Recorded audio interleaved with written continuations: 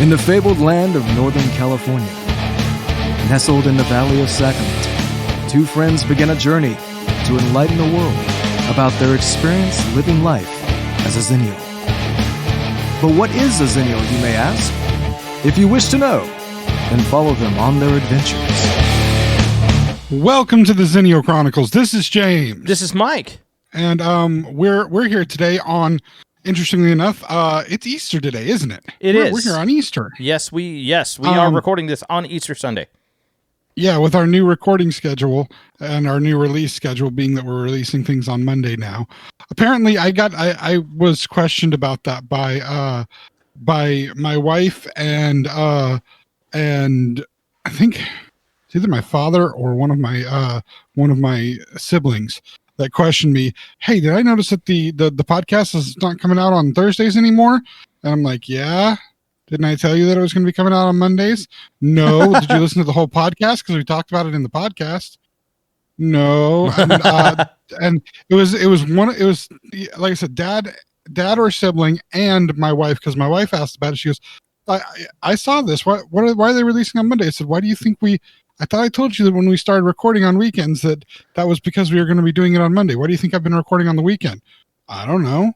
Maybe so you get a head start on it. Why would we record on the weekend and then release it on Thursday? Too much could happen between the weekend and Thursday. We don't want that to happen. Yeah, these are kind of meant to, like, the second purpose of this, aside from the fact that that's where our time constraints put us, it's to be able to kind of assess things that may have happened during the week so that we can incorporate those into our style. Make it more topical. Yeah, make it more topical. Yeah. You know, I mean, like, interestingly, we missed a few things over the last few weeks. We missed the debacle in the Suez Canal. Yes, that's right. I listened to the news things that my kids watch with their school stuff every day. Talk about that over and over again. And I kept thinking, should we bring that up? Should we talk about it? And I'm like, why? It's just a big damn boat stuck in the Suez Canal. What does that mean? Well, it actually, okay, so here's the funny part about that. There are some very coincidental things that happened having to do with 2021 a little bit that the blockage of the Suez Canal really brought about that's actually kind of funny. The first one is 2021 kind of started off January with sea shanties on TikTok. Have you ever seen any of these? Yeah, some of that, yes. So the blockage of the Suez Canal also opened up the original old, basically the original old seaway for trade across the bottom end of Africa, because that's the way that the boats used to go, was across the coast of the south of Africa and all the way up and around before you hit. Yeah, you had to go around Cape Horn. Yeah. Yes. So. A lot of people were saying that that was another pirate-themed thing that were to have happened this year between that and sea shanties. So apparently there must be more coming that we don't know about. So now people are on the lookout. Did somebody, you know what happened? I'm going to tell you what happened. What? Somebody found all the pieces of 8 and they've released Calypso. That's what happened. Damn it. Yeah, we're going to have to deal with a giant sea goddess that can turn into a pile of crabs. You know what? We had mysterious monoliths and shit all last year. The 2020 bingo was a thing. Who knew 2021 was going to keep carrying it that bad? Although it's been an interesting year so far. People think that the end times are supposed to happen like really quickly. What if it's a long, drawn out thing? That would make sense to me. It would make it. It's like, seriously, are we still having apocalypse? Are we still in apocalypse? Can't we just be done with apocalypse? Yeah. Wasn't apocalypse supposed to happen quickly? Well, a day for God is like 1,000 years. Oh my God. No. The apocalypse is going to be an entire. It's just going to be an entire. It's a whole epoch. Yes. Basically. Yep. An epocalypse. Maybe no. One of the theories of the Book of Revelations is that it was written when it was written as if it was going to happen within the lifetime of the author. But I remember hearing about that. Maybe the beginning happened within the lifetime of the author, and maybe it's still happening. You mean we've been going through the apocalypse for the entire last 2,000 years or so? Maybe, I don't know. Speaking? Maybe. I'm just saying if that's ever proven to be right, you heard it here first. The five of you that listen, you heard it here first. The apocalypse has been going on for 2,000 years. The two of the least religiously oriented people we've cracked the code. Like, that's what's been going down now. The apocalypse has been a consistent 2,000-year-old just complete clusterfuck. I mean, it makes sense, really. It makes sense. They didn't say how long it exactly was going to take, right? And again, that book is a little bit loosey-goosey on time. You know what I mean? Mm-hmm. I mean, you had people that were living for like hundreds and hundreds of years. That Methuselah dude lived for like 900 some odd years or something. Did he really live for 900 years? Or, you know... I'm just saying, did they calculate time a little bit differently back then? Maybe you lived for like 900 months. Maybe they thought of a year as like every time the moon had one of its cycles, which back then it may have even had its cycles a day or two earlier than what it has now. So yeah, that's right. Maybe that's why Job lived to be like 140. I don't know about Job. He may have. I don't know. That dude was, I mean, you want to talk about trope from our teenage years that I'm sure has been turned into a meme multiple times from the movie She's All That, which is just a remake of, you know, My Fair Lady, Pygmalion. I mean, it's just the remake story of you know, anyway, her screaming, am I a bet? Am I a fucking bet? That's kind of how Job felt for most of his life, but yeah, that's we're not true. supposed to be. I mean, it is the day to have religious discussions, even though we try to avoid them as much as possible on here, because it is the day for that. Well, there are large houses full of people that go to listen to one guy talk about it, so it's not really like that far fetched. Like which one guy? Are you talking about that Joel Osteen guy?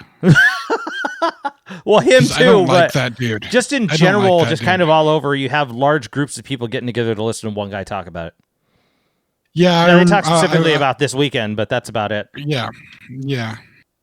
Now this weekend gets talked about, and then there's it is one of those holidays that I do find amusing for the as I discussed a little bit with you, like most of the major holidays we have here in America, which are Christianity based holidays. You know, we have Christmas where basically the entire country shuts down. Easter Sunday, most of the country shuts down. 4th of July is probably the only one that like makes sense for our country to shut down.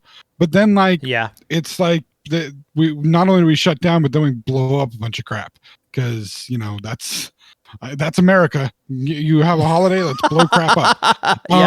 That's the United States for you. Yeah, but there are a few other ones where things kind of shut down. Labor Day, which contrary to what actually I have found that there are people that believe that Labor Day has something to do with childbirth, and it has. I mean, you know, it has absolutely nothing to do with that. But I know people that have thought that's what it has to do with. That's like, great. No, it has nothing to do with that. New Year's Day things shut down, which again, it's the new year, whatever. And then I think the most American of holidays. Even though it's not necessarily a patriotic one, it is the most American of holidays that has not officially been recognized as a holiday, but it needs to be. It truly, truly needs to be. Okay. And that would be Super Bowl Sunday. Oh, okay. Because here's the thing. The amount of money that's spent just on commercials alone by the various companies for Super Bowl Sunday warrants the inclusion in holiday stuff. I mean, they spend as much money on that single day as many of the companies do for their entire Christmas catalog of stuff. And that makes a lot of sense. Then of course there's also, I can't leave out Thanksgiving, and then Halloween is just another excuse to get candy.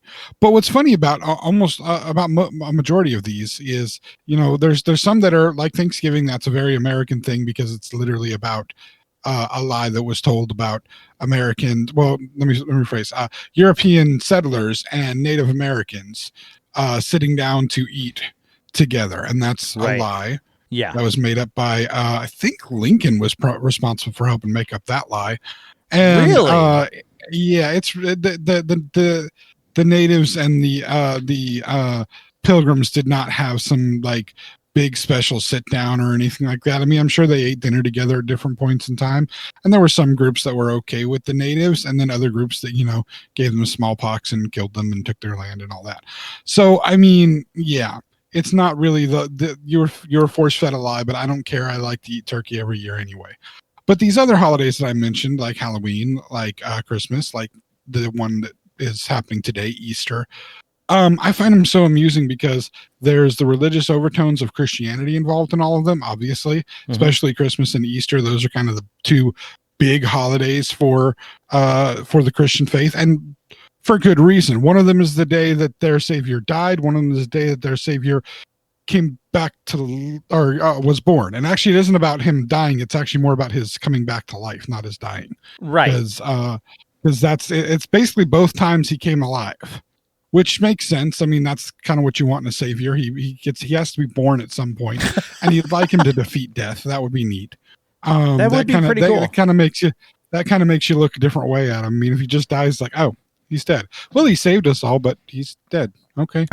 But then like 3 days later, he's like, hi, I'm back. It's like, holy crap. Like literally, holy crap. Because that's kind of what happens at that point. That kind of what, I mean, it makes sense at that point. It does. It does. That you kind of think that guy's a little bit more than other people because he was dead for 3 days and now he's back. So, but what I find amusing about those is all of the trappings of the holiday, all of the signs of the holiday, all the things that you see is like the main things in the advertising and in the decorations and all of that, how all of them have their kind of pagan and secular origins.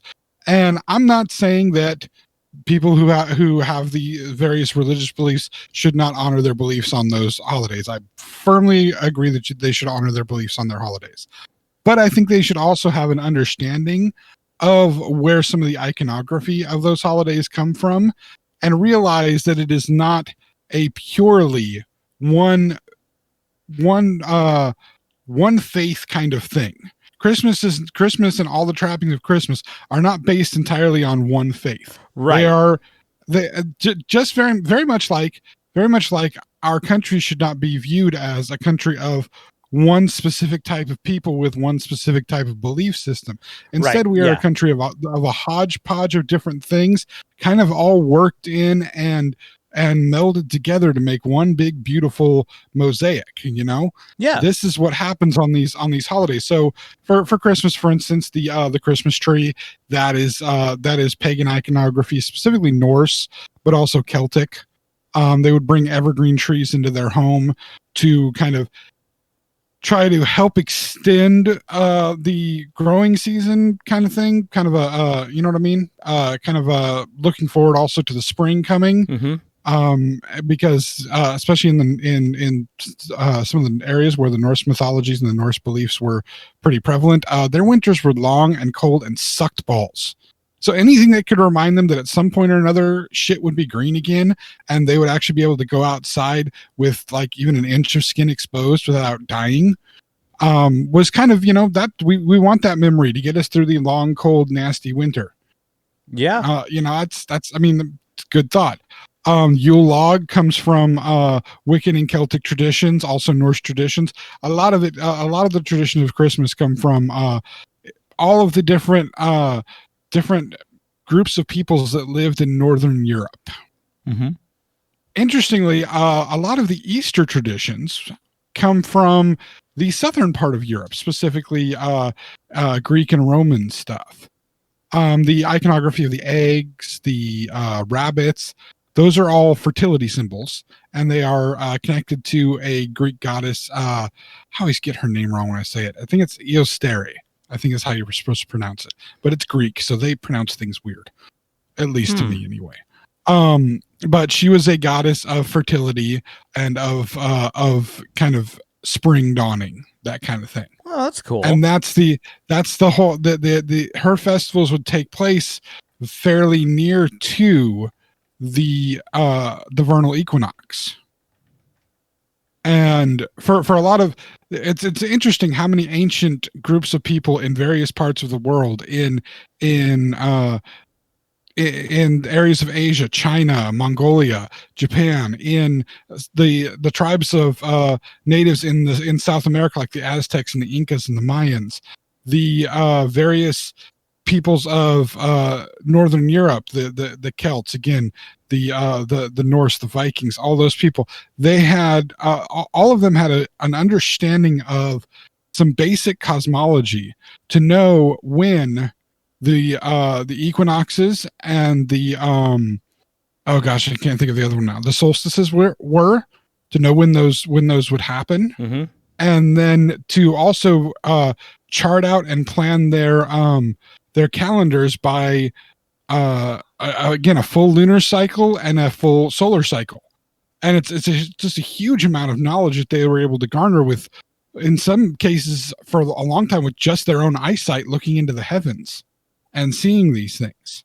And those moments, the vernal equinox, which is first day of spring, usually around March 20th, 21st, and the autumnal equinox. And we talked, I think, one of the last two podcasts, we talked about the vernal equinox and it being like, the 12 hours of sunlight, 12 hours of dark, depending on where exactly you are. But to be able to chart the two of those, to be able to chart the two solstices and understand their significance, and then plan festivals around the significance of those days. Plan their religious things by what they could see. Like I said, just by looking up and just by doing some simple mathematics that existed thousands and thousands of years ago. It's just astonishing. Yeah, and absolutely. What we see for much of Easter, at least much of the pageantry of Easter, when you're talking Easter egg hunts and everything that kids find in their Easter baskets, at least the majority of kids find in their Easter baskets, are all based on, more so on the festivals of the Astoria, and not necessarily the rising from the dead of Jesus Christ. Because I mean, what would you do specifically for iconography for that? There's the pictures of Jesus kind of ascending, but that actually didn't happen until many days later after he had risen. So the only real picture that you could think of or symbol that you could use for him rising from the dead, because it's not the cross. That happened on Good Friday. He was put on the cross and died on Good Friday. I saw somebody actually post yesterday, in fact, on Saturday, the Saturday before Easter, post supposed to be a Twitter thing of Jesus commenting about he's going out to eat for with his friends, first of many suppers that we're going to have together, and then a bunch of hashtags, including like the hashtag 13, hashtag I trust everybody, that kind of thing. And it's supposed to basically be like right before the Last Supper, he's tweeting this out. Right. And they posted it on Saturday, and I'm like, yeah, you should have posted that sometime earlier in the week, because Saturday he's already dead. Yeah, he's dead and in the tomb. Right. The Last Supper happened multiple days before Good Friday. Now I don't remember exactly how long he was arrested for before they actually crucified him. I don't remember that specifically in my readings. Well, I mean, but that happened earlier in the week. I was going to say it did happen earlier in the week, and then he's brought back and forth, multiple trials. He's beaten in public. He's like, that's got to take a few days. And keep in mind, he also had to have the Last Supper, and then he had to go later into the garden and be like, I don't want to do this, but you have to do this. But I don't want to do this, but you have to do this. And then the devil's like, you don't have to do this. And then he's like, yeah, I kind of have to do this. And then Judas comes and like, there's the dude. Give me my monies. That's kind of, that's an abridged version. Yeah, very much abridged. Yes. If you want the full version, read the books. But basically there has to be some time frame for that to happen. So I was a little amused by that, by somebody posting it like, yeah, you don't know your timeline, sir. But like the only thing I can think of for like a real image for Easter is like the tomb with the rock being rolled out of the way. That's about it. So I understand, like, kids don't want a like a little tomb play set with a rock that rolls out of the way. And there's some kids that might, but the majority of kids would rather have a stuffed bunny. Look, they have Jesus action figures and that kind of stuff. So yeah, he should get. They do have Jesus action figures. I'm not saying I'm not saying that That's not something that some kids would want. There are some kids that would want that, but I'm saying the vast majority of kids, they want a stuffed bunny because bunnies are cute, and they want like chocolate and stuff. Now, of course, the kids don't know that kind of the bunnies represent fertility and sex in the original, festivals and whatnot, and kind of the original iconography. Again, that's fertility and sex, because we all know that rabbits have a lot of sex and reproduce. Although they could have used mice or rats or basically any rodent species, because if I'm correct in my taxonomy, rabbits are a version of rodents. They are a species of rodent. Yes. Rodents, just because they are prey animals, like they are, like anything and everything eats them. Unless it's that damn rabbit from Monty Python. Rabbits basically can get killed by anything. Yes. And so, they have to be able to reproduce really quickly because they don't know how long they're going to live. And it makes sense. Yeah. Yeah. Absolutely. But yeah, I think kids much more prefer the bunnies and the chocolates. And I know I did as a kid. I preferred the bunnies and the chocolates. In fact, as an adult, I still prefer the chocolates, not necessarily the bunnies, but I still prefer the chocolates. But yeah, it's just funny to me. On a day like today, I look at some of the things I see, and the people that lose the significance of the day. This is not the day that Jesus would have died. This is the day he would have risen from the grave. This is not the day that he ascended to heaven. That happened later, right after he was alive for a while, and people stuck their fingers through his body and stuff, and he talked to a bunch more people, and then he floated up and away. Oh, I think he said, he told them to feel his wounds, right? I thought he was just here, take a look at it. There's a hole in my hands, look, my finger, it can go all the way through. It can go all the way through. I think one of my favorite flourish. I think one of my favorite jokes from any comedian ever in regards to that was Sam Kinison. Have you ever heard that one? Where he just screams Jesus Eclipse and throws his hand in front of a light. Oh, yes. But, you know what? There's something that... What? There is something that... I've got a question for you.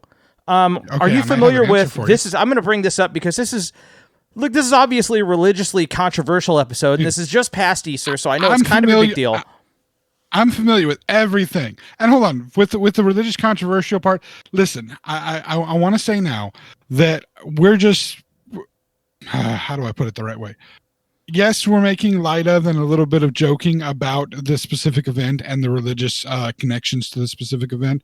One, I feel that I feel more comfortable making jokes about religious events that are connected to Christianity only because I have had experience with Christianity in my life. I know the religion better than I know many other religions.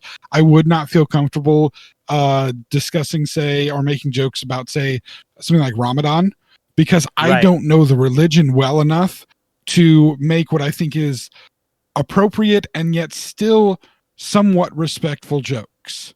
These are not jokes that I'm trying to tear down in the religious belief with. Believe me, if I was trying to do that, it would be a whole different set of conversation. This is just trying to bring levity, like I know I do, to just about every situation and every thing that's talked about. I mean, I'm sure that Mike can at least attest to it, but there's very few things that I hold entirely sacred. And most of those things I would still make some jokes about, only because humor is kind of the way that we can sometimes break down walls and be able to communicate a little bit better. If you can get people to laugh at things and understand that even most of the most serious things that are going on can have some humor in them. There are some things that can't. And you don't touch on those things when it comes to it. But there are some things that can, and again, all reverence for everybody who is going to their various houses of worship on this day, and the meaning that it has for them. I do not mean to detract from the meaning. I'm just having a good time. Yeah, absolutely. If that makes sense. But anyway, you had a question. I'm sorry. Well, this conversation is reminding me of something that has happened more recently. Have you heard of the rapper Lil Nas X? Do you know who he is?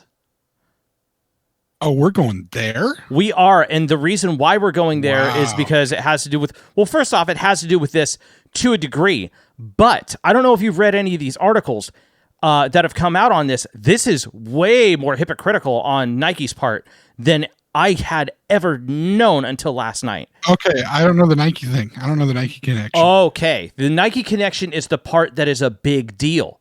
That's actually the big problem with First of all, are we to assume, first of all, that people listening to this actually know who this guy is? Lil Nas X? Maybe not, but to be completely honest, to understand the context, he's a current rap artist. He's been around for a little bit. I want to say he's been around for quite a few years now, but he's more familiar with maybe the younger millennial crowd, or even the Gen Zers that are just coming into 19, 20, 21 years old. So yeah, and the Zoomers are just starting. Yeah, he's exceptionally familiar for one specific song that, even though I don't listen to either genres of music, I don't listen really to, especially any modern rap music. When I listen to rap, it's stuff from the 90s because that's when I listen to rap. Of course, I don't listen to a whole lot of modern music in general anyway. Yeah. Are you familiar with the major artists, hit that he had? The Old Town Road song. Yes, the one with Billy Ray. Which would be the big hit. Yeah. And another reason why I would not come anywhere near the song. And the fact that it was used in a commercial for the Super Bowl with Sam Elliott's mustache dancing by itself. If you've not seen that commercial, dude, it's actually a really funny commercial. Okay, yeah, I want to see that because that in itself is just wonderful. I love that concept. It's a little freak. I think it's for Doritos. I think it's Doritos. That makes sense. Doritos would do something like that. But anyway, okay, so I kind of want to. It wasn't this year's Super Bowl. I believe it was last year's Super Bowl that it came out. Right. Because it's a song that's been out for a while, and that's a funny song because it was played everywhere, and that's where part of the controversy because the controversy mainly started with his new song, right? That's what started the controversy. It's the video for the song that started the controversy. Yeah. And I don't know if you know that part about it. Should we break and then go into the second segment and talk about this, or are we good to just go through? I know the video part of it. Okay. I know the video part of it. And we can take a break in just a moment. Let me just lay a little bit of groundwork here. Yeah, go for it. The first song, the Old Town Road was it was all over the place. It was on R&B radio. It was on country radio. It was one of those crossover hits that hit a huge swath of people listening to it. Mm-hmm. But like so many songs, people just didn't understand the full meaning of the song. They thought it was just some fun, innocent song. There were some people, especially some parents, who were more vigilant about it, that pay attention to the lyrics of the songs that their children listen to, and they noticed that there was some salaciousness to the song. Of course, not a lot, but a mild amount. It's very much like this happens all the time. Songs get misunderstood all the time. Oh yeah. My favorite to this day, every time I hear the song, it's amazing because people start, especially people of our generation, immediately start singing along to the song. And it's used in TV, it's used in movies, it's used for everything to be all happy and upbeat and people are having a great time and whatnot. And that's the song Semi-Charmed Life by what's the band's name? I can't think of the band's name right now. Third Eye Blind? Third Eye Blind. Yes, Semi-Charmed Life by Third Eye Blind. Everybody thinks it's such this happy song. I believe it's written in a major key. So it sounds all happy. It sounds all wonderful and poppy. And it's about meth addiction. Yep. And my favorite part is the bridge, the unabridged version of the bridge that you have to have the album to actually listen to because it's cut down just about anywhere else you try to listen to it. And there's some dirty stuff going on there, and it's awesome. Yeah. But to have people sing along to it thinking it's just this happy, upbeat song, oh, great. So you're enjoying crystal meth. Awesome for you. That's the beauty of it. People have a tendency to do that. Yep. So this Old Town Road became such a hit. Kids listening to it, families listening to it, people dancing and doing internet videos with it. And then, this new song comes out and this new video comes out. And the controversy. Oh, and man. again, then there's the Nike controversy, which apparently I know nothing about. So, oh, dude, we'll we'll take a break right here, and when we come back, Mike's gonna inform me about the whole Nike controversy. Yeah, we'll talk a little more about this, and then hopefully we'll have enough time. There's another Easter thing that that I want to get to. Okay. Something similar to a Christmas discussion I've had with people, but this is an Easter version. And Okay. you helped to put this in my mindset, and I'm going to fight for this from this point on. So, That sounds awesome. Okay. All right, we'll be back in just a moment. All right. Hey friends, this is Mike from the Xennial Chronicles reminding you to subscribe to our YouTube channel. You can also follow us on Twitter and Facebook at Xenchron, spelled Xenchron, to keep up to date on all things TXC. And please check out our official website, thexennialchronicles.com, or if that's too much to type, Xenchron.com. Thanks again for listening, and now, back to the show. And we're back. All right. All right. So Mike. Yes. You need to tell me what's the whole.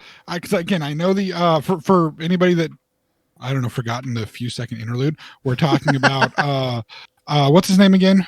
Lil Nas X. Lil Nas X. Yeah. Okay, we're talking about him and his new video and the controversy that has come out of the new video. Well, there's a few different ones. There's a few different things, okay. but there's a specific one that I'm talking about that's referring to Nike shoes. And I know there's a lot of us that may be somewhat familiar with it, but there are a lot of details that came out in this last weekend that were a really big deal. Wait. I remember that. I think I did see something about the shoe thing now. Okay. I think I did see something well, about it. Go on, please. Let's preface this real quick, okay? So now I personally have not seen the video. I have heard of the statements. I've heard of a lot of people making arguments about the validity and invalidity of the video.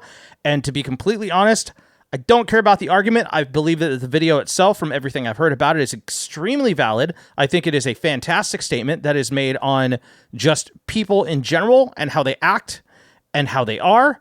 And that's my personal 2 cents on it. I'm probably going to watch the video afterwards because I do want to see the context, the full context of what's going on. But basically, wow, okay, so I didn't know there was more context to the video. I only know some of the basics about the video. Okay, so the basics about the video you may know about is that, so let's take the idea of the video in general. The as far as I know about the song or the video, it is about people selling themselves out or selling their souls out for monetary glory. Okay, that's the idea. That's kind of what I figured was yes. when I heard the salacious parts of it. That's kind of what I figured the point was. Well, the most salacious part about it is that Nas X is in the video, and the thing that everybody's concentrating on right now is, I think this is a fantastic statement.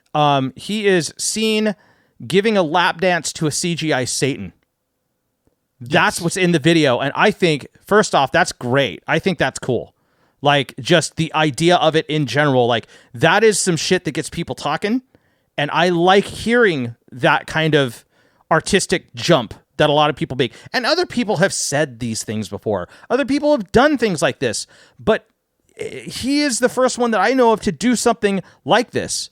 But at the same time, I don't see everybody losing their shit on it that we're sitting there watching the Madonna Like a Prayer video 30 years ago and appreciating it for its statement. Well, the people were losing their shit on the Madonna Like a Prayer video. They did. Sure. A lot of the more conservative groups huge. did, but a lot of people that were appreciative of that at that time are now course, freaked out about that, Lil Nas X doing his thing because, I don't know, hip hop? I don't understand. Well, actually, part of it has to do with the fact that typically as people get older, they become more conservative. There's that. There's also the fact that the issue with the Madonna Like a Prayer video, the biggest one, there was the religious iconography involved in that.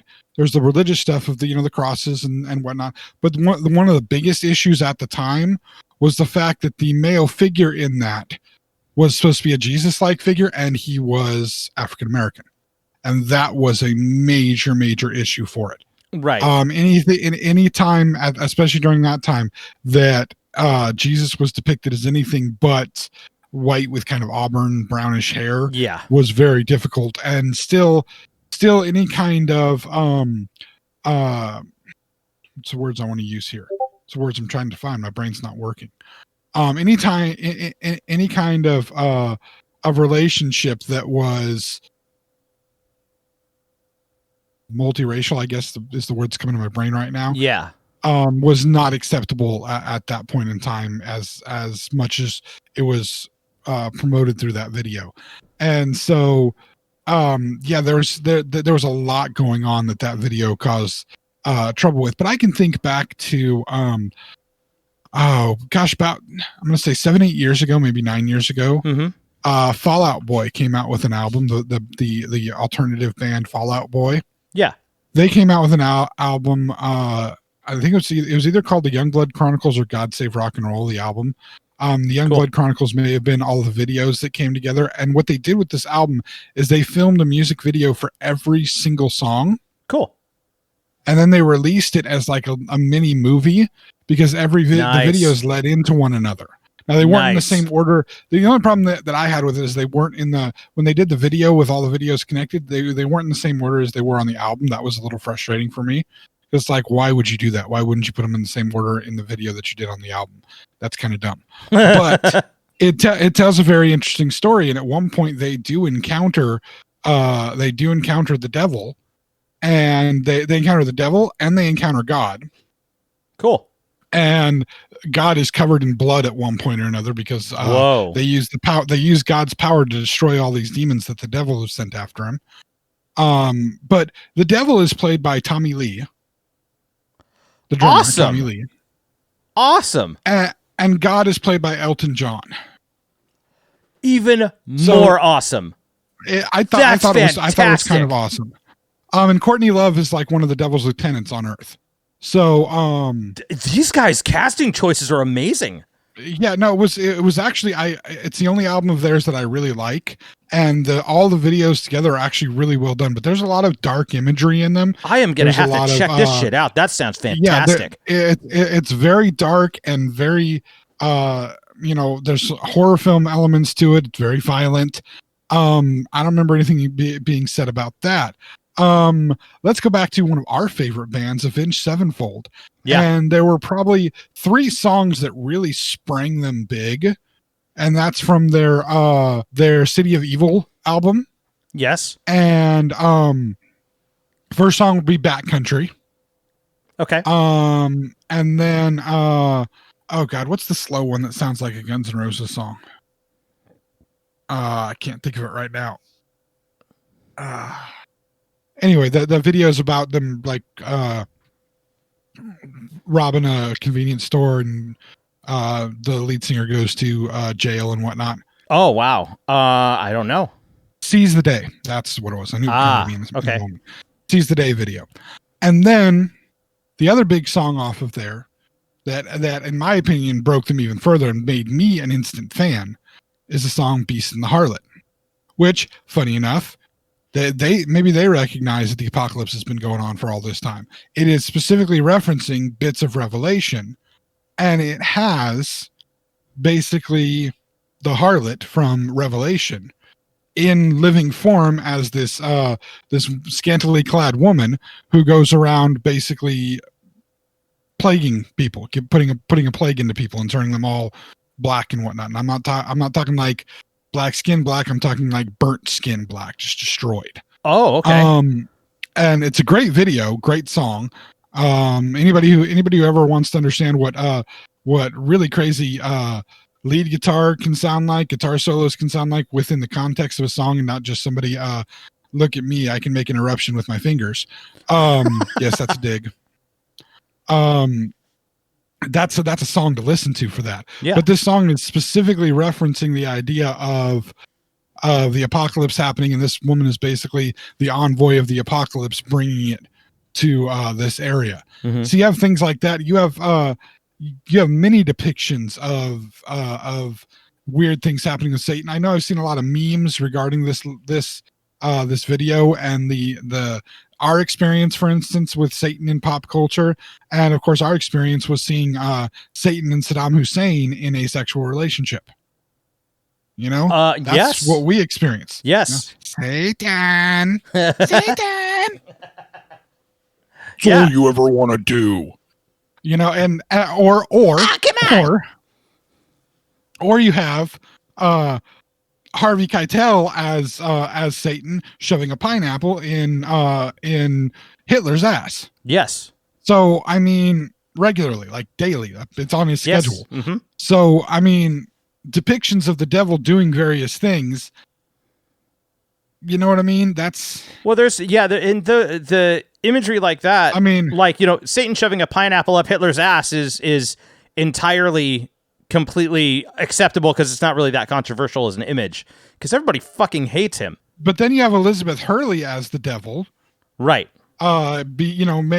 Basically screwing up Brendan Fraser's day over and over and over again. Yeah. And wasn't that a remake of another? What yes. was that one? What was that one called? That's not Bedazzled. Bedazzled. Bedazzled. Yeah. Bedazzled. Yeah, that was a remake. I remember that one. But I mean, and they made sure, I mean, it was Elizabeth Hurley. That was at the height of everybody wanting to sleep with Elizabeth Hurley. And they made sure she looked as sexy as humanly possible as the devil within the context of a comedy movie, of course. Right.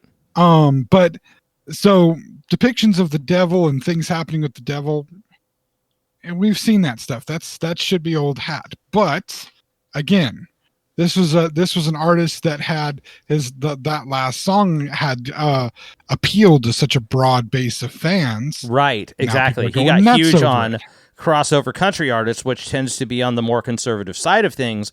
And now this guy's using a platform that he's created to make a controversial statement having to do with religious iconography. And he goes actually multiple steps with it. And you're absolutely right. Yeah, this is one of the major controversies is that. The next major controversy is what he is doing to supplement that statement. So one of the shots in the video, if I may move forward. Go ahead. Yeah, one of the shots in the video has it's basically like, so one of these shots in the video has this kind of like Nike Air, well, let's call them Air Satans, right? They're Nike Air Satans. And they are specifically what people are calling them is the Nike Satan shoes. And here's the deal. So he made this pair of shoes. He had this pair of shoes made to feature in the video. Then he turned around and sold those pairs. And the thing is they're not just something he's trying to capitalize off of. Like, that's not the entire deal. The difference is that he is making an artistic statement with them, and I found out more about these shoes. Now, I'll start with what had happened on Thursday, I believe.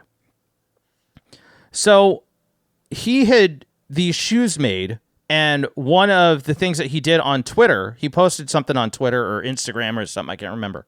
But basically, he was like, hey, man, I'll go ahead and give a pair of these shoes for free to...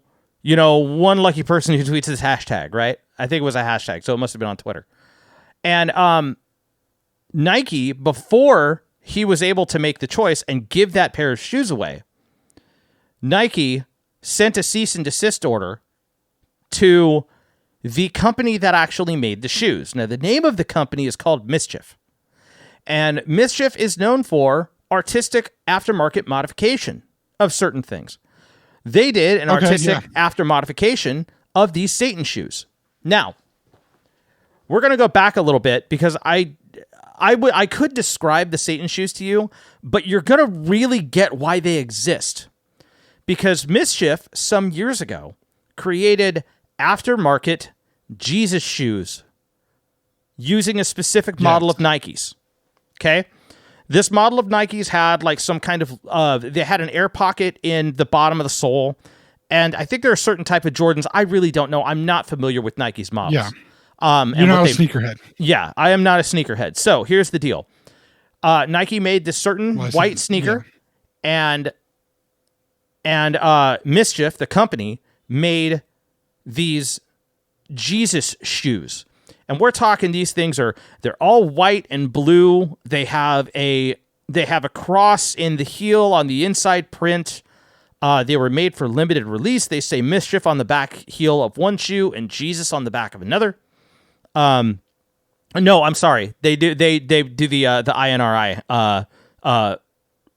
lettering on the right heel.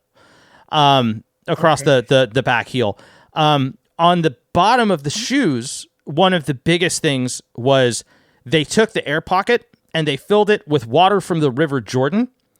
They stuck a gold... Holy water, basically. Yeah, holy water, basically. They stuck a gold crucifix on the laces, like as a lace tie button jewel thing. And these things they're pretty, like, they decked out these regular Nike model shoes and put them out on the market. Now, it's completely legal for somebody to do this. Like, you can purchase a set of whatever. It's legal in the United States to purchase something that's been manufactured, aftermarket modify it, and then throw it out on the market for sale. There's nothing illegal about that. You can do that. You cannot now. At that point, it is no longer associated with the. It's no longer associated with the original company. But what Mischief did was they left the Nike emblem swoosh, because it's permanently installed on the shoe. They left the Nike emblem on the shoe. Okay. And it's not like it's not like a paint that you can take off. It's actually a patch that's sewn into the shoe. So it would leave holes if they had removed it.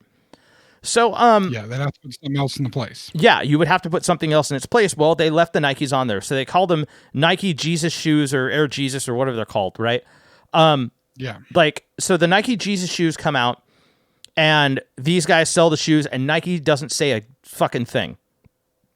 Now, the Lil Nas X video comes out. The statement about the shoes, the big reason why the shoes are such a big deal, is because he features the shoes. These shoes are made by the same company, Mischief.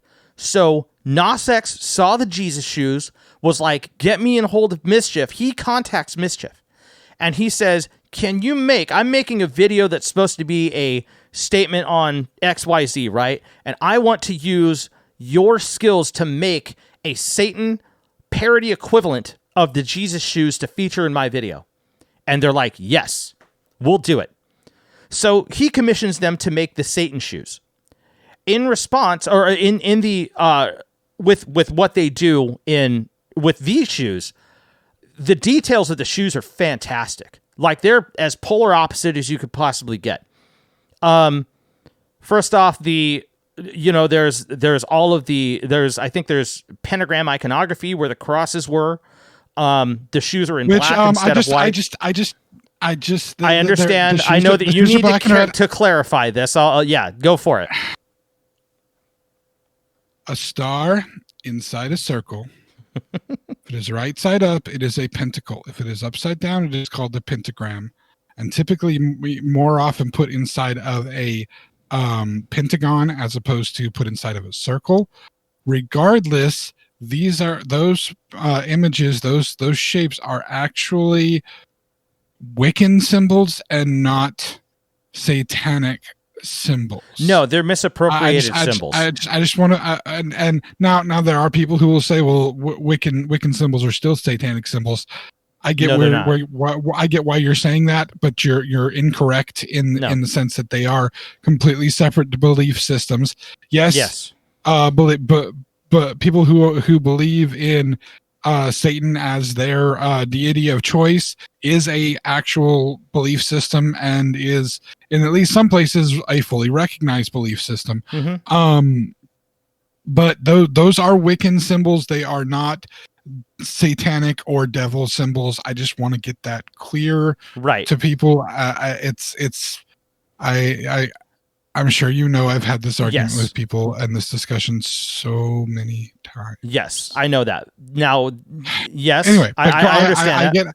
I get the point though. I get the point though. Why he would possibly use these as the or Mischief, whoever decided to put the symbols on that. I get the point where they would do that. I mean. They could have chosen like the Baphomet symbol or something that would have been a little bit better, but a little more appropriate, right? But still, I bet you they've got Baphomet on the laces rather than the crucifix, most likely. Yeah. Well, no, that's where I would have put it, but on these shoes, the thing that's on the laces is the pentacle.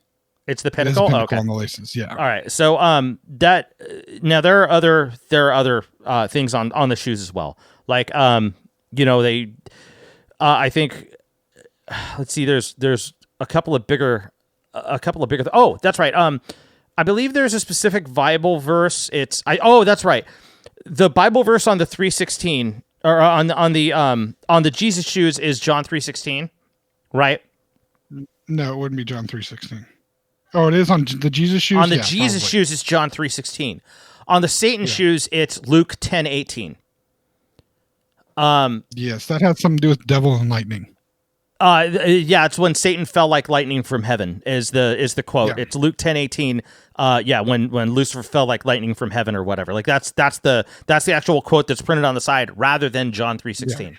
So we have that iconography. Also, there were a total of 666 pairs of the shoes made. Of course. And they are also selling for $1,018 a pair, which like he went as deep into this polar opposite from the Jesus shoes as he possibly could, taking in the general public's interpretation of this knowledge, right? Not necessarily that it's all factual, but in the fact that he's trying to make basically an opposite statement. Everything with this he's doing. Every piece of it is making a statement of some type. It is direct parody of the Jesus shoes. That's the point, right? So he's selling these shoes. Now he tweets, "I'm going to give away not just a pair. He's giving away the 666th pair free. The other 666 5 pairs sold in like 20 minutes when he put them on sale. Damn. Yeah." All of the shoes are now sold except for the 666th pair, which I think is funny because now he's the only one that has those shoes. He can't do anything with them, technically speaking. I mean, unless he wants to give them away, he can give them to somebody. He just can't sell them. Or no, I'm sorry. He's not allowed to give them away because he put up a contest for it. So basically what happened is Nike throws out a cease and desist order and wins in court. Okay?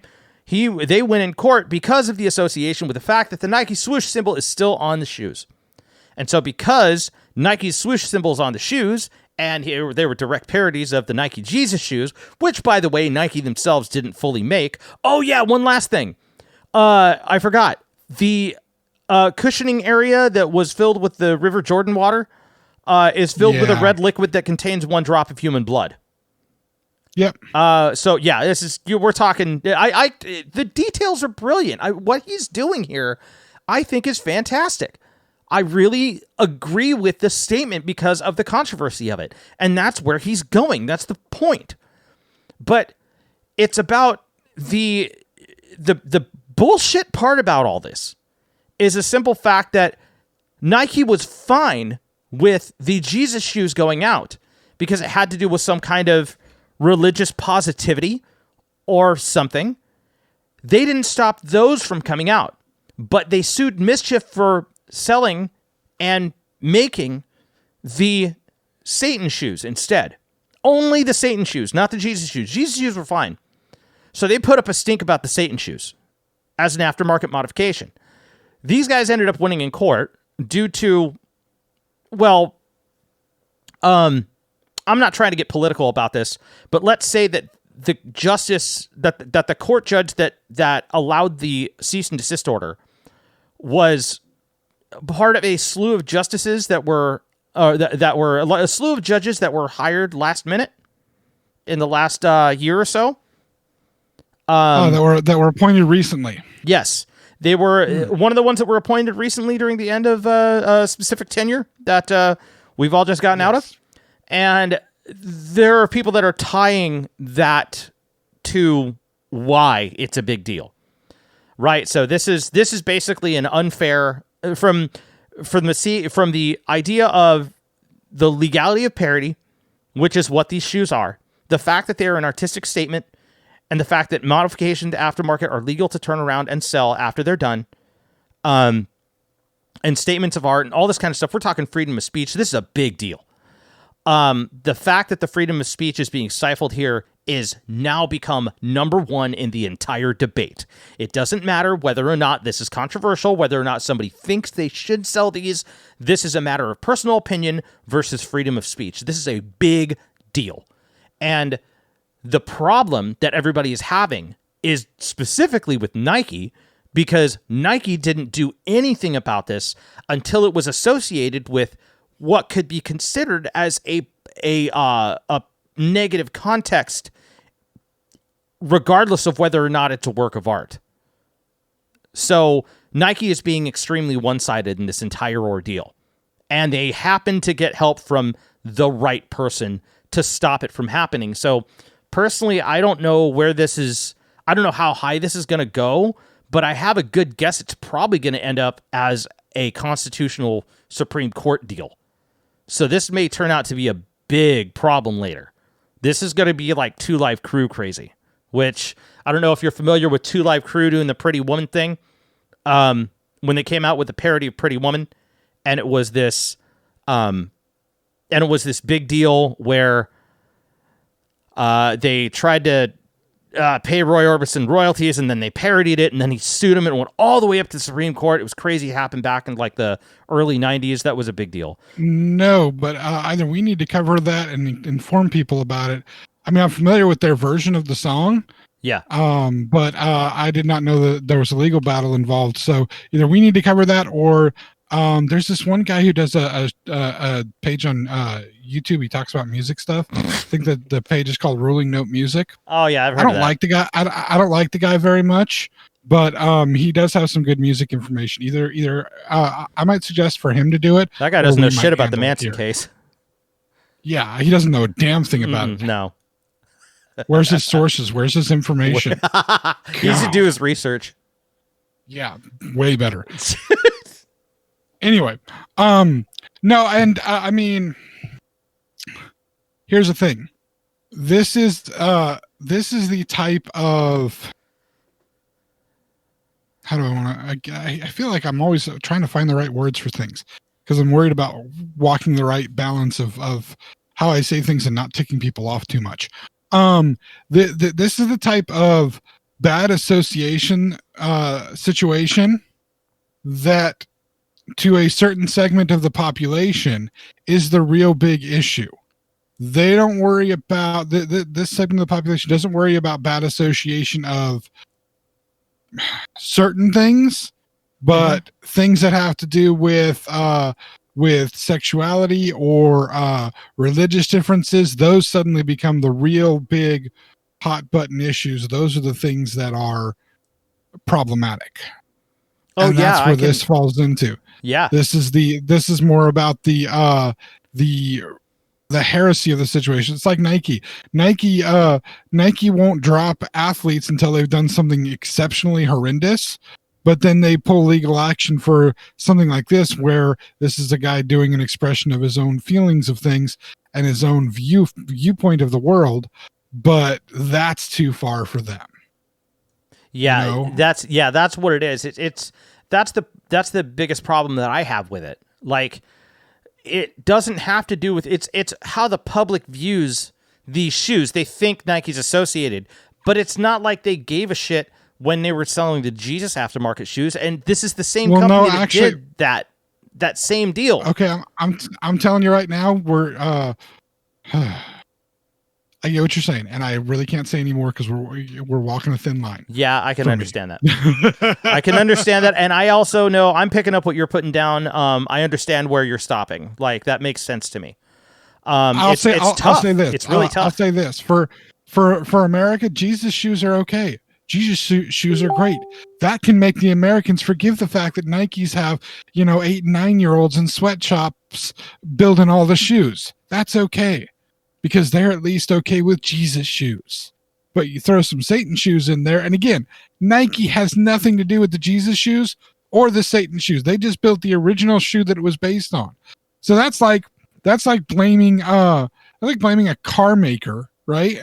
It's like getting mad at Chevrolet if somebody puts a bumper sticker on their Chevy truck for whatever political candidate that they like. Oh, okay. That guy's a Trump fan? Well, screw Chevy and their Trump love, or vice versa. That guy's a Biden fan? Well, screw Subaru and their love for hippies and right, commies and all that shit. And I picked Subaru because I would think Subaru more commonly going to vote Democrat than Republican. It makes sense, right? Sam Elliott, anybody? Chevy. That's a good way to understand the Chevy. plot twist there. And again, funny. Sam Elliott did the commercial, and Lil Nas X was in the commercial with Sam Elliott, by the way. That's fantastic. With the Old Town Road song. That's the two of them. Now, I wonder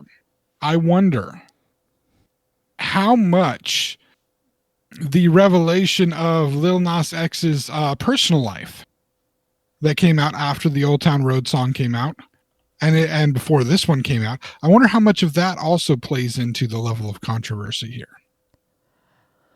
You know what? Do you know what I'm talking about? Yes, definitely. This is like, is it, the question that I would have is this like a Dixie Chick situation? I mean, to maybe a different degree, but does it have to do with that association? This guy gets famous with a section of the country that may consider religious iconography, certain religious iconography, to be far more controversial than other religious iconography. Dude, I have a title for this episode all of a sudden. What is it? The one where they say iconography a lot. Deal. Because we both said that word so many freaking times this episode. Well, it's a good way of describing it. Yeah, describing this, because that's what it is, right? I'm right there with you on that. Like, I can see this. Do you know which revelation I'm talking about with Lil Nas X? Which revelation specifically? Yeah. No. His sexuality. Oh, is that okay? So I believe he just recently came out as being homosexual. I didn't know that. I wonder. I thought that he was just making an artistic statement. I had no idea about that, but cool, man. Like, see, I thought that's what part of the video was about as well. Was that a coming out video for Lil Nas X? Is that what that is? No, I think he'd come out before the video, but I think there was some message in the video that had to do with it said, "Hey, guess what, guys?" Like, oh, okay. I mean, that's it. Honestly, I look at that like good for him for being proud of himself and being able to do that, right? But I can also understand other people that may have gained on that he may have other people of a certain type that he may have gained in a fan base due to his country crossover may not necessarily agree with that, possibly. Yeah. That is, and again, I know exactly where you're coming from with it, because we're walking a fine line talking about this stuff, because I don't want to necessarily be exclusionary for anyone, but honestly, if you have a problem with people living their lives and being who they are and being comfortable with who they are in their own skin, and just in their own lives, just in general, you can fuck off. Like, I don't care. Like, if your lifestyle is exclusionary to other people because of who they are, then I don't know. I would say that this is not the show that you should listen to. Hold on. Does that include my feelings towards Nickelback fans? Well, I mean, I accept follow-up question. Follow-up question. Okay. Question. Does that also include my feelings towards people that are Pantera fans? I mean, are those fans exclusionary? Are those fans like? No, it's more like, do I exclude those fans? Do you exclude those fans? Let's put it this way: like, if I was like Thanos, right? Thanos, the big purple Thanos dude with the nutsack chin. If I was Thanos and I had the like Infinity Gauntlet thing, okay, and I did the snap, one of the two of the things that I would remove from all existence would be Nickelback and Pantera and their fans. Well, first off, Pantera isn't really around anymore. There's like one guy who's still doing Pantera stuff. He's the only one, and he doesn't necessarily have the best association with people right now. So I don't think Pantera so much is something that you should worry about. You're harshing my buzz, man. Right. Anyway, that was my attempt to put in some humor to the conversation. That does have a serious tone today. Yes, but it does. No, I know what you're saying, sir. This is something where we have an artist that's giving his artistic, he's doing artistic expression, and it's funny. People were much more accepting about the artistic expression of somebody duct taping a banana to a wall. That was something amazing. This gets attacked. I mean, where was Chiquita when the banana was taped to the wall? Where were they? Okay, didn't that guy ended up like somebody like peeled the banana off the wall and then like ate it or something like that, and then he just went out and was like, good, and he bought another banana and he duct taped it to the wall again. Because again, I think what you're looking at is you're looking at a very similar artistic expression. Yeah, which is the idea that anything that's made of art is not only subjective, but basically artists are for the most part whoring themselves out for their moments of fame and money, because that's all that people care about is the moments of fame and money. And that's, to me, these shoes represent, oh, okay, these other shoes were made, and you're taking something that is a religious figure for a large portion of the population, the single most important religious figure. Because I'm sorry, I am going to cross this line and say, if you are somebody who believes that Jesus is your savior, then the most important figure in your religion is Jesus, because he's the one that went and died for you. God didn't. The Holy Spirit, if you believe in the Trinity, the Holy Spirit didn't. Jesus is the one that went and died for you. So he is the most important person. You reach God through him. Okay? This feels weird because I feel like I'm preaching. I was going to say, dude, this is the only time I've ever heard you talk like this. But the thing is, this is not the dude you should be using to make money off of. Because my understanding of the way of his teachings, and I will admit, been a few years since I've read the books, but I don't think they've changed since then. My understanding is he wouldn't necessarily be too happy about people making money off of his name. He threw moneylenders out of churches. You know what I'm saying? Yeah. This is not a guy that wants you to make money off of his name. Yeah. So the idea that you made shoes that are Jesus shoes and sold Jesus shoes, that's basically whoring Jesus out to make money. So I can see why this guy, who feels like maybe he's been treated that way by society or by the record labels or by this and that, or he just feels that that's the way that celebrity life is, whoring yourself out to make money. So he does these other shoes that are basically saying, this is what the Jesus shoes were. Y'all just refuse to see it. This is exactly what they were. This was taking something that should be sacred to you and turning it into something that makes money. And so I'm going to take something that's the opposite of sacred to you and turn it into something that makes money and show you. You think this is wicked and evil? It's just as wicked and evil as what you did. You just think it's okay because they plastered the name Jesus on it. That actually makes it that much worse, because Satan's supposed to be the one in your belief system that would be out to sell everything he could for money. Jesus isn't supposed to be that person. So, you know what I'm saying?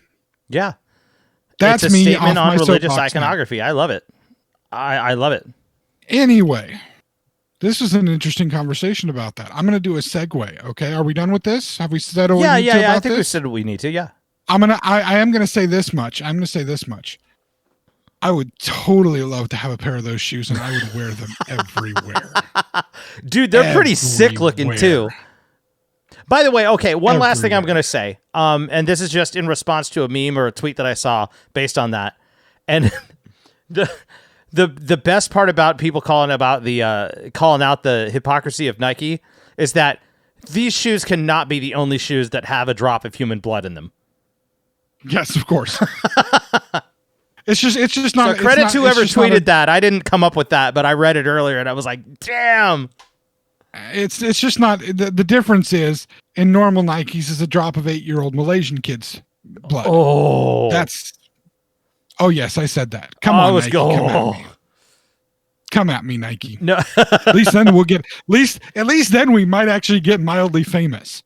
Let's see if this gets flagged on YouTube. Nike goes after the Xennial Chronicles for bad mouthing them. That's great. We're gonna get a copyright strike. Watch. And then like millions of people in America, who the fuck are the Xennial Chronicles? Yay, we're famous now. So final note on this Easter Sunday. Gosh, this really was appropriate in many ways, and it's so inappropriate, but also appropriate for Easter Sunday. Yeah. You shared with me earlier today a thing you shared on Facebook. Yeah. And it's an argument that is now being brought up, and it's based on what I feel is a very famous argument. The very famous argument being that the movie, the original famous argument, okay, with this, is that the movie Die Hard, right? Yes. Should be considered a Christmas movie. Yes. because it takes place on Christmas. Yes. Interestingly enough, so does Iron Man 3. So does And, Batman Returns. One of the Lethal Weapon movies, too. Wow. But the reason for the Lethal Weapon, the interesting connection between the Lethal Weapon one and the Iron Man 3. Lethal Weapon was written by Shane Black. Iron Man 3 was directed by Shane Black. He's got a thing for setting movies around Christmas time. Whoa. It's kind of his deal. Interestingly enough, the original Predator was not set around Christmas time like it would have mattered in the jungles of, Central America.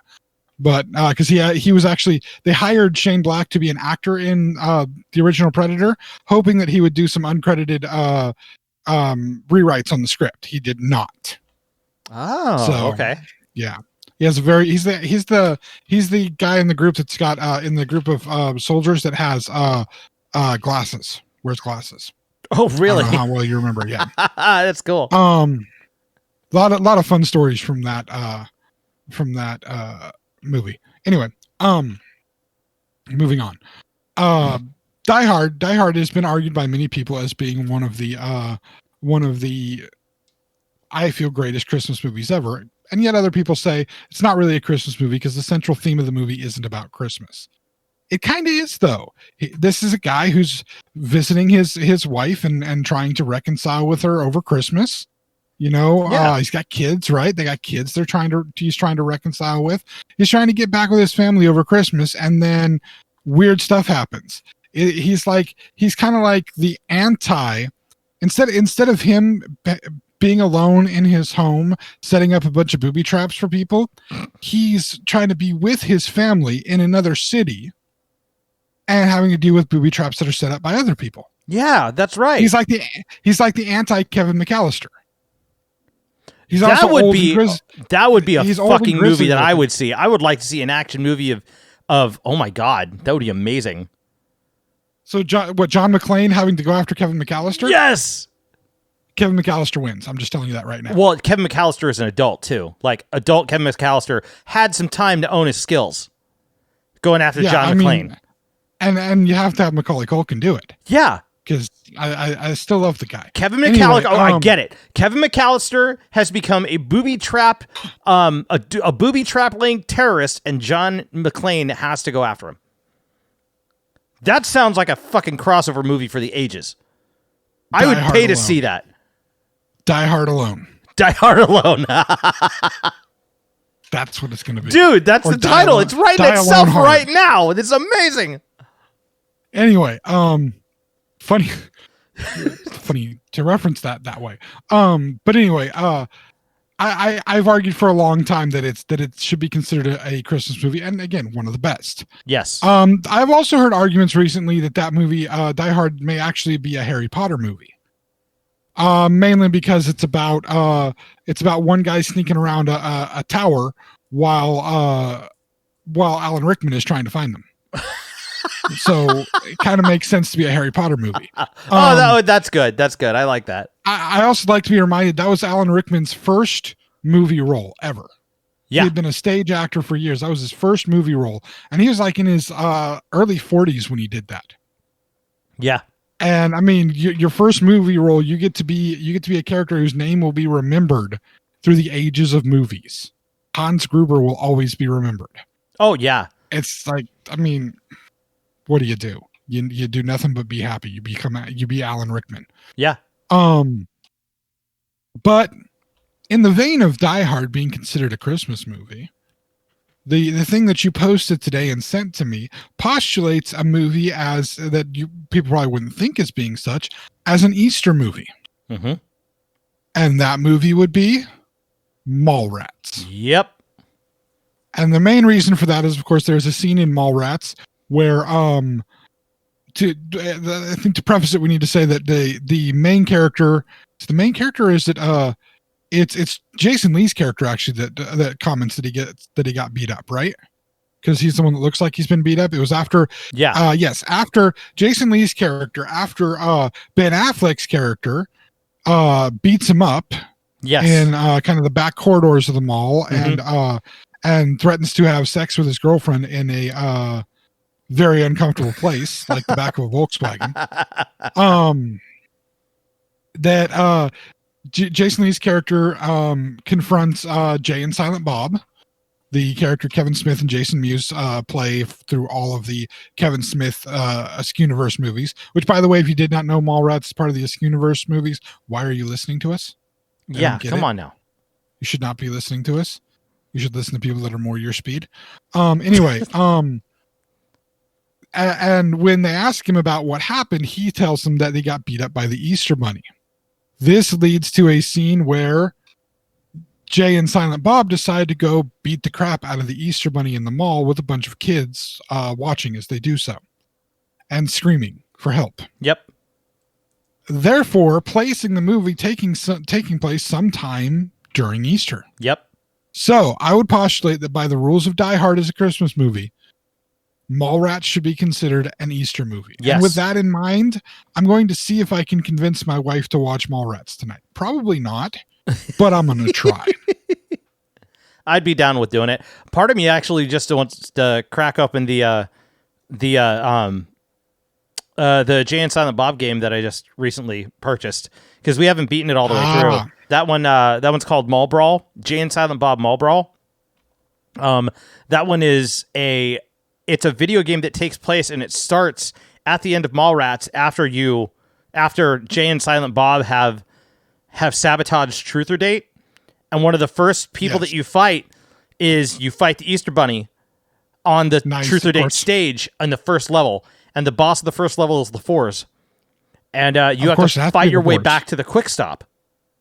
So you end up. You know who the Fours is, right? Yeah, you don't know who LaForce is? I know who LaForce is.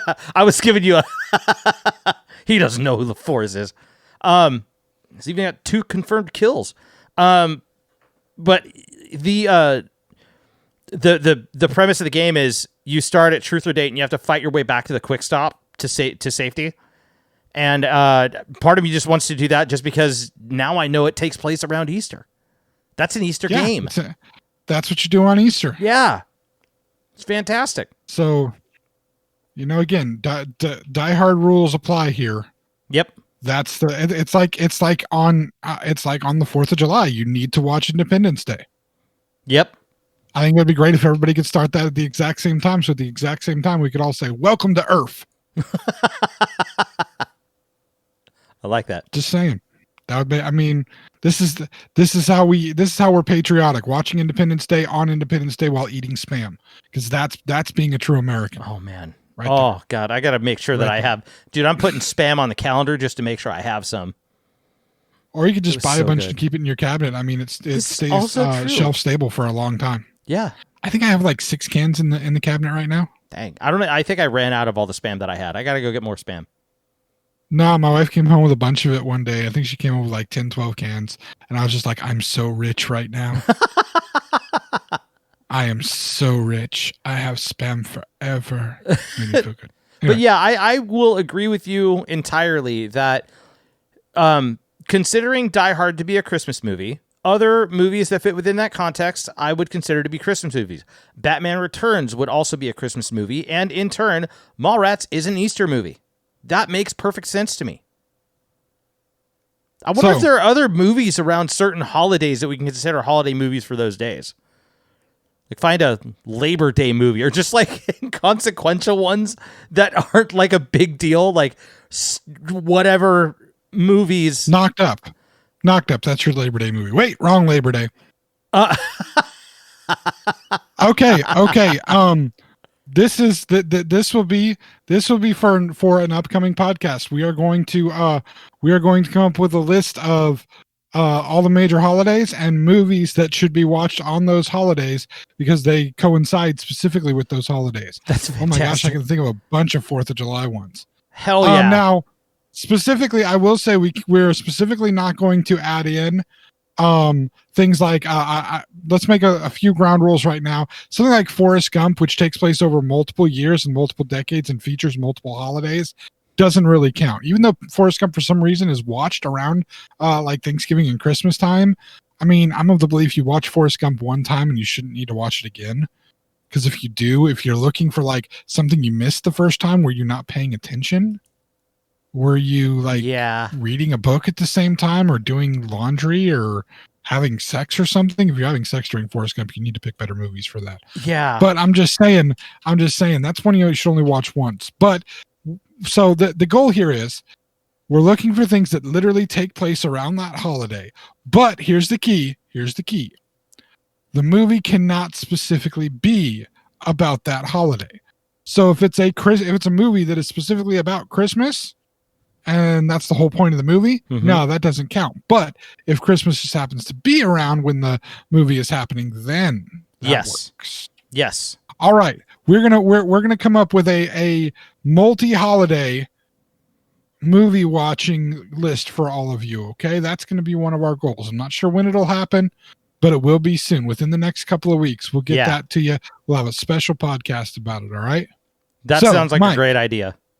Mike, when we do that special podcast, where are people going to be able to listen to it? Well, you can be listening to it on our website, thexennialchronicles.com or zencron.com, spelled XENCHRON. You could also catch us on a lot of the major podcast platforms like TuneIn and Spotify and Apple and Google and all that kind of stuff. Well, I don't think Google's Google Podcast. I'm not sure if it's still around. It probably is. It probably isn't. I don't know. I really don't know. But anyways, you can also catch us on our YouTube channel as well, since all our podcasts, the entire archive, is available on our YouTube page. So go check that out. Go to YouTube and type in the Xennial Chronicles in the search bar and you will find us. And while you're there, even if you're listening to this video, if it's a video, because it's a video on YouTube, go ahead and click that like button. Click the subscribe button as well while you're there, because it's right next to the like button. It's just a little bit over to the right. You can click the subscribe button to make sure that the next time we come out with a video or a podcast or anything like that, you're going to know about it. But just to make doubly sure you know about it, James, there's one other thing that they have to do. What is that? Pick the nose. I mean, if you want to do that, I would wash your hands. Wait. I know what it is. Crack the egg. I mean, again, you may have to wash your hands after you do that. I'm not sure if that's going to do what we're desiring here. Click the bell? That's the one. Make sure you click the bell to click the bell. Yes, click that bell to make sure you get notified when we actually put a video or a podcast out, and we'll be doing one every single week. That is, of course, on the whole YouTube thing, the clicking the bell and the subscribing and all that. If Nike doesn't file some kind of injunction against us, or we don't get banned by discontinues our channel. we have other videos, unless they completely discontinue our channel. Yep. And I don't have the money to afford lawyers. Honestly, I spent it all on spam. I can't afford lawyers anymore. Yes. Understood. But while you're there on YouTube, while you're checking us out, and if for some reason we're not there anymore, check out, they would be hearing this, but I'm going to say it all anyway. Check out Mike's other two pages that he has on YouTube. He has, first one is his music page. He talks about music history, apparently gets it wrong, talks about gear, talks about basically anything music related, and that would be Ruling Note Music. Yes. Check that out, subscribe, click the like, click the bell. The final one that he's involved in is what he's involved in with his wife. This is where him and his wife play video games, specifically games that are multiple different games in a series of games, but they try to play them in chronological order of the story, not in the order of when the games came out. Right. I know they've done some Zelda games, they've done some Western game, they've done some weird Japanese games that I know nothing about. And this page is called Chronosode Games, the whole Chronosode chronological episode. I get it. Chronosode Games, check it out, subscribe, like that, watch Mike do a terrible job on some games and a better job on others because he figured out which controller is the best for him to use. Yes. And the best part is just being able to laugh and make fun at him being inept at playing games. Otherwise, thank you all for listening here, and we'll be back to you again with probably something that's a little less charged. I don't know, maybe not. Next week. Talk to you then. Y'all have a good one. Thank you for tuning in, friends. The journey continues next week.